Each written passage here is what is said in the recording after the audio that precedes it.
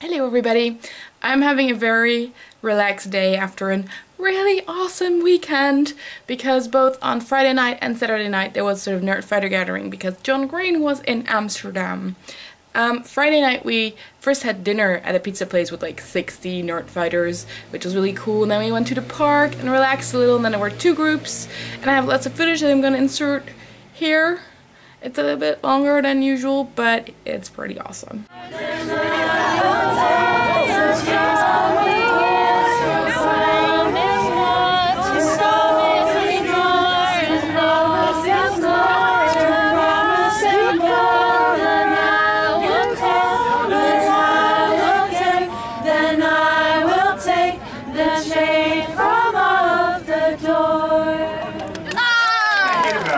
What I hate about it. I say a word and then you say the word back to me and you say the exact same thing. So I say, this famously happened when I was talking with a Dutch football writer about my favorite Dutch football player, whose name is Dirk Kuyt. And I said, Dirk Kuyt, and he said, and I said, he's number 18 on Liverpool. He plays with the national team. He should have started the World Cup final. His name's Dirk Kuyt.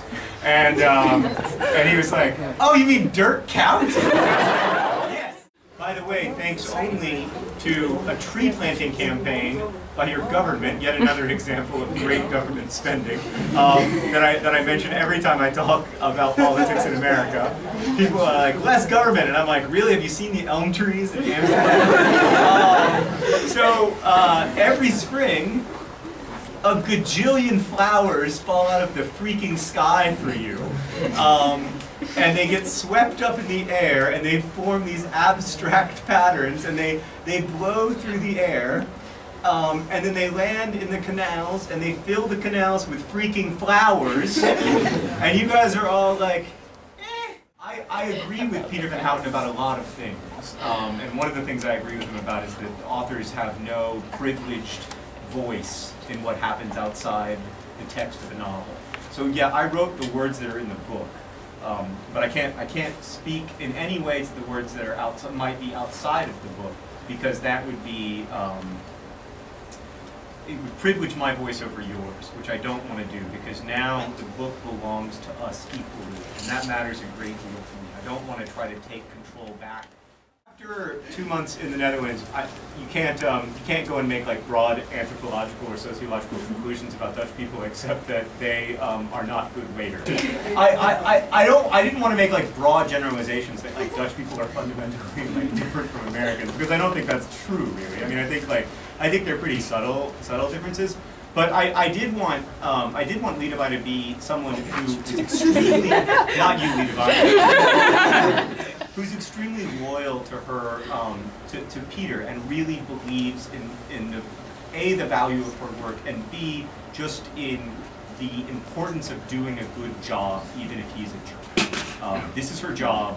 She feels a responsibility to do it well, but she's also a little bit subversive.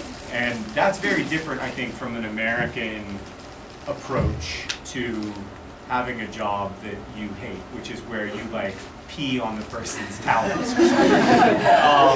So that was, I did try to capture that in her, and also her desire to save the day, like her unwillingness to give up on the day. You know, when like everyone else after that disastrous encounter with Van Houten would have been like, okay, I'm going to quit working for him, but I'm also just going to go home because today did not go well.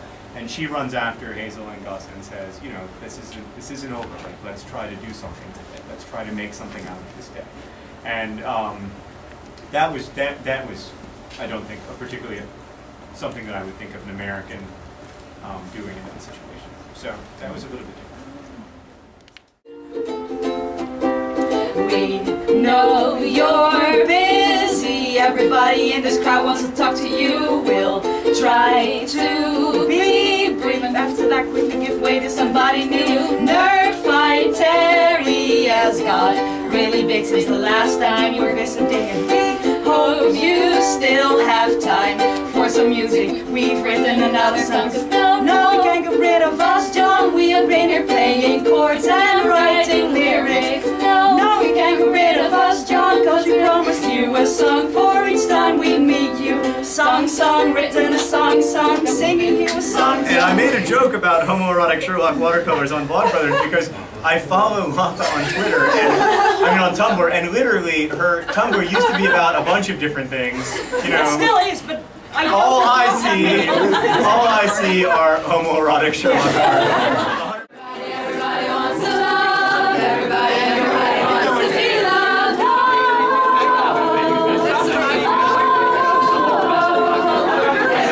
Everybody wants to love, everybody wants to be loved.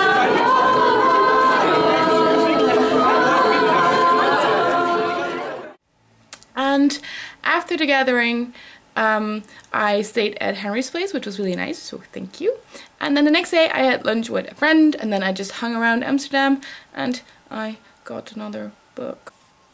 Because obviously I couldn't help visiting both the American bookstore and Waterstones, and it was really cool.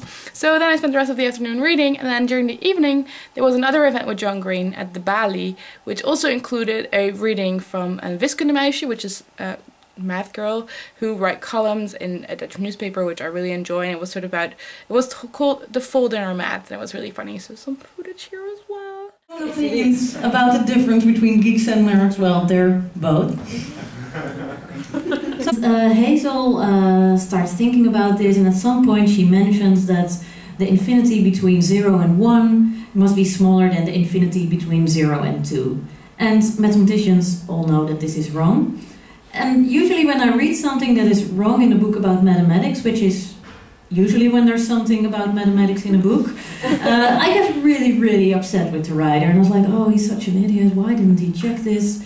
And the strange thing is, I didn't get upset when I read this. I read it and was like, yeah, it's wrong, but then again, you know, it's this teenage girl, what does she know? And it's okay, I liked her reasoning. And then later I read that you did this all on purpose, so it's good that I didn't get mad. Then lieten wij en Lotte sang another song for John of, you know, all I would remember is homoerotic watercolors, which has been on a loop in my head ever since. It was really cool to finally meet John because he's been here tons of times, probably more often than any other foreign countries, but I hadn't been able to see him yet, so it was really cool. And it was also really nice that it wasn't just, you know, us listening to him, but it was also really a gathering with music and food and awesome people. And there were so many new nerd fighters that I hadn't seen before, and it was just so amazing between the weather and the talks and everything, and I love you all.